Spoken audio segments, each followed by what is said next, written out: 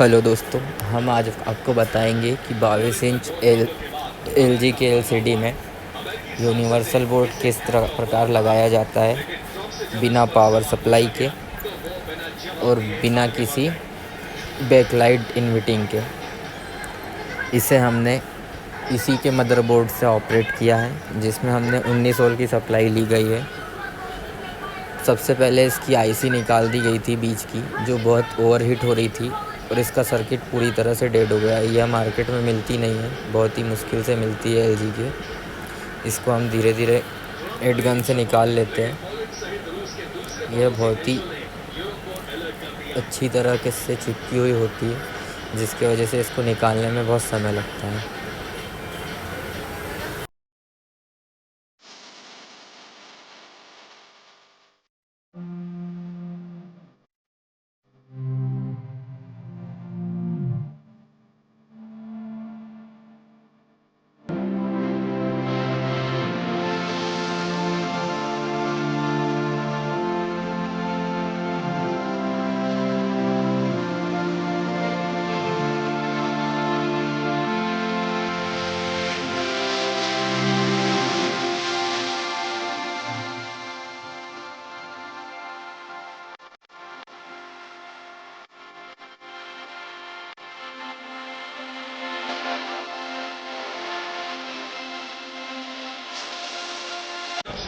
हमने पूरी तरह से इसकी मेन आईसी निकाल ली है और इसमें से, और इसको अच्छे से क्लीन करके साफ़ कर देते हैं, जिससे कोई भी प्रकार की वोल्टेज शॉर्टिंग न रहे, जिससे हमारी बैक लाइट उठाने में कोई फॉल्ट ना हो। इसको फटाफट से थिनर से साफ़ कर लेते हैं और क्लीन कर लेते हैं। इसके बाद में हम इसमें 19 वोल्ट से 12 वोल्ट का एक बक कन्वर्टर लगा हुआ है, जो हमको 19 वोल्ट इनपुट करके 12 वोल्ट आउटपुट करता है। इसी से हम हमारे मदरबोर्ड की पावर सप्लाई, मतलब मदरबोर्ड को ऑन करेंगे। इसके फटाफट से कनेक्शन कर लेते हैं और इसे पावर दे देते हैं।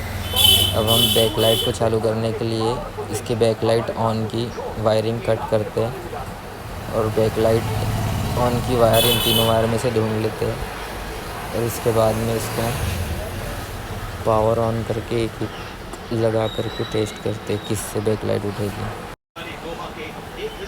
बैक लाइट के वायर को एक एक जगह बैक लाइट ऑन पे टच करके और इसको स्टैंड बाय मोड में रख के देखते हैं कि बैक लाइट कहाँ से उठती है, और फिर हम उस जगह पर उस वायर को सोल्डर कर देंगे। उठ गई हमारी बैक लाइट पूरी तरह से। बैक लाइट को 25 वोल्ट लगता है, इसके लिए यह ऑपरेट नहीं होती है। इसके लिए इसमें अगर से यूनिवर्सल बोर्ड लगाते हैं तो पावर सप्लाई भी डालना ज़रूरी होता है, बट हमने इसे 19 वोल्ट से ही ऑपरेट कर दिया है बक कन्वर्टर की सहायता से। अब हमने इसकी बैक लाइट भी उठा ली है। अब हम इसका चालू करके हमारा डिस्प्ले देखते हैं ऑन हुआ कि नहीं, पर इसमें डिस्प्ले ऑन नहीं हुआ था। डिस्प्ले की बैक लाइट तो ऑन हो गई थी, पर डिस्प्ले कुछ भी नहीं दिख रहा था। इसके लिए हम इसमें पावर सप्लाई को ऑन करते हैं, मदरबोर्ड को स्टैंड बाय मोड से हटाते हैं और इसकी वोल्टेज चेक करते हैं कि पैनल पर बराबर वोल्टेज पहुंच रही है। फटाफट से हमने इसकी वोल्टेज चेक करी, सारी वोल्टेज हमें मिल रही थी, फिर भी हमारा डिस्प्ले ब्लैंक ही दिखा रहा था, सिर्फ बैक लाइट ऑन हो रही थी। फिर हमने इसके मदरबोर्ड का डाटा रिसोल्यूशन कोड निकाला इंटरनेट के माध्यम से, दिखाते हैं हम वीडियो में।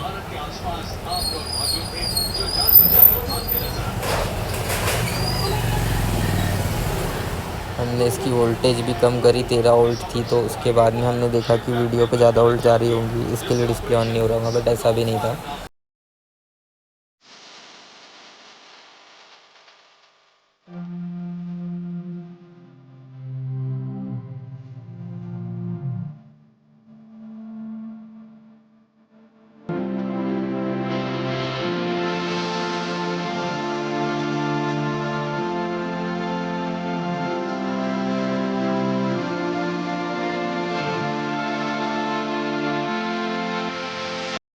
फिर हमने एलवीडीएस को भी चेंज करके देखा कि हो सकता है कि हमारे LVDS में से किसी प्रकार की कोई सप्लाई नहीं आ रही होगी। फिर हमने दूसरी LVDS लाई और उसे लगाकर भी देखा, फिर भी डिस्प्ले ब्लैंक ही दिखा रहा था। फिर भी हमारा डिस्प्ले ब्लू लाइट ऑन नहीं हुई, AV TV वगैरह जो भी उसका सिस्टम रहता है वो ऑपरेट नहीं हुआ।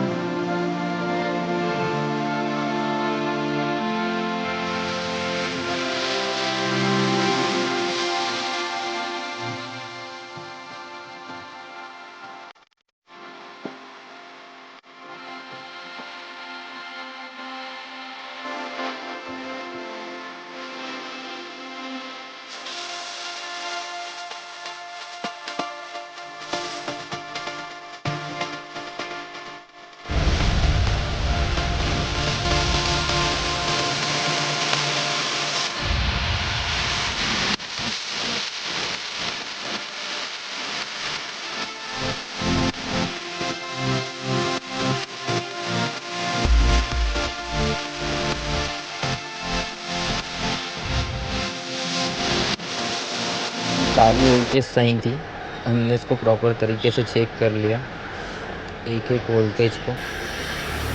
फिर हमने रिमोट के माध्यम से इसका रिसोल्यूशन कोड इंटरनेट से देखा। रिसोल्यूशन कोड भी पहला रिसोल्यूशन कोड काम नहीं किया।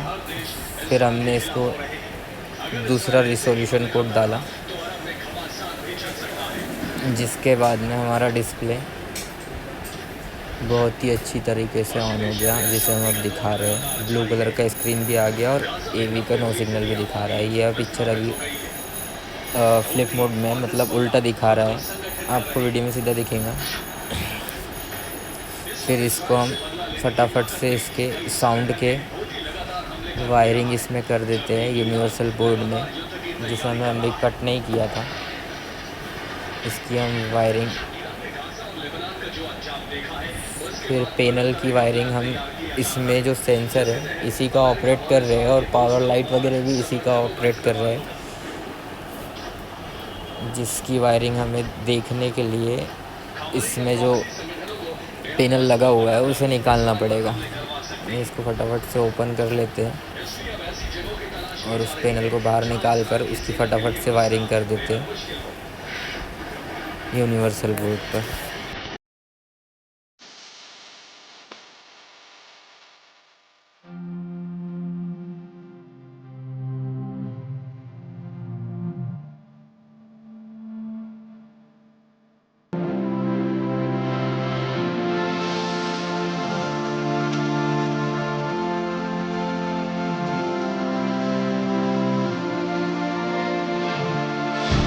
इसके सेंसर की वायरिंग कर दी गई है, जिससे यह रिमोट से ऑपरेट हो जाएंगी। अब इसके हम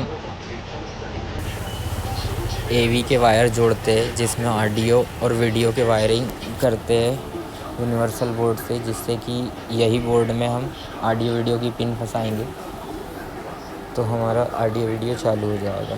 तो हम फटाफट से अब इसकी वायरिंग करते हैं, एक के बाद में एक ऑडियो वीडियो के वायर हम इसमें लगाते हैं।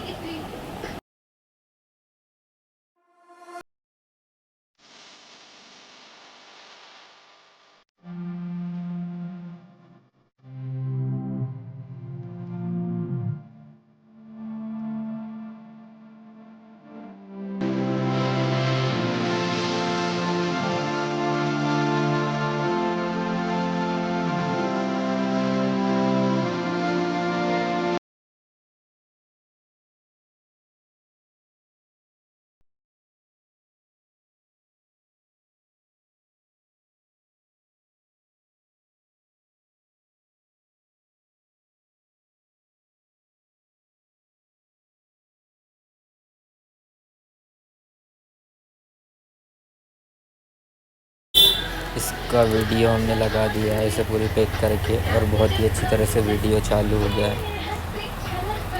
आपके भी टीवी में ऐसा कोई फॉल्ट है, कस्टमर के टीवी में फॉल्ट है, तो आप इस प्रकार से यूनिवर्सल बोर्ड लगा सकते हो, जिससे कि आप उसे तुरंत जल्द से जल्द सॉल्व कर सकते हो इस प्रॉब्लम को। वीडियो अगर से आपको अच्छा लगे, आपके काम में आए, तो कृपया करके यूट्यूब चैनल को सब्सक्राइब करें एवं वीडियोस को ज़्यादा से ज़्यादा लोगों को फॉरवर्ड करें और वीडियो को लाइक करें। Thank you.